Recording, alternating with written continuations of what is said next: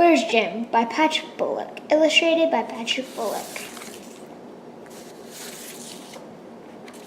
The first thing I heard was, "Honey, get up! Our village is under attack!" Before I knew it, I was running down the streets. There were fires all around, people yelling or crying, and lots of chaos. I looked down. Wait, where's my family? Then I saw my best friend Jim. He seemed to be lost. He was wearing his favorite Indian cloak. He looked like he just got wounded. I yelled, "Over here!" "What happened?" "Run!" he yelled. We ran until the village was as small as an ant and the night was as black could be. Then I heard a noise. It sounded like voices. "Duck!" whispered Jim.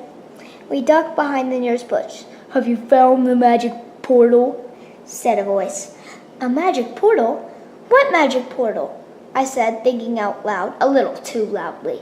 All of a sudden, the same deep, booming voice yelled, "Who's there?" Then, in one swift motion, Jim jumped like a startled kangaroo. "It was me!" Then he took off, but the man quickly and easily caught him. Jim was gone. I had to save him. I don't know. It's been like an hour since Jim has been taken hostage. I'm hungry and thirsty, my stomach complained, but the guilt was the worst. It was my fault that Jim had been taken. But then I heard rushing water. I found a river, but the water was so bitter, it was almost as bad as when my little brother dropped salt and pepper in the water. It takes about an hour to go fetch water from the village's well, so we had to deal with it. But across the river, there were berries. They smelled and tasted like my mom's berry pie. I slept, but kept waking up in the middle of the night, thinking about my family and Jim.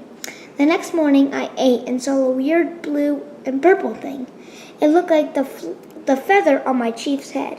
Hey, I wondered about my family. They are probably worried. But when I was examining the blue and purple thing, I got interrupted. Jim was sprinting straight towards me, with the soldiers running down behind him, and they were gaining on him every step of the chase. "Jump!" he yelled. I jumped with completely no hesitation, because I was nearly certain they weren't afraid to shoot. "Thanks for saving me," I said. He shrugged and kept walking. I followed him. We landed in our village. No fire. "That was so close," said Jim as he turned around. "Hey, the portal's gone." "Yeah, but where'd the fire go?" I replied. "This is where I live. It wasn't under attack," said Jim. I hope my family is okay, I thought. "Come with me," said Jim, but I was eager to check on my family. So I said, "I'm good. I'm going to go check on my family." "Sure," he said. "There you are," yelled my mom. I ran up and hugged her. My house is perfect. The next day, as the village was being examined and repaired, I saw Jim. "Hey, my family and my house are okay. How about you?" "Bye," he replied. I went off to help rebuild, and he went to go help cook for the village. I will always remember that day, but I still lived happily ever after. The end.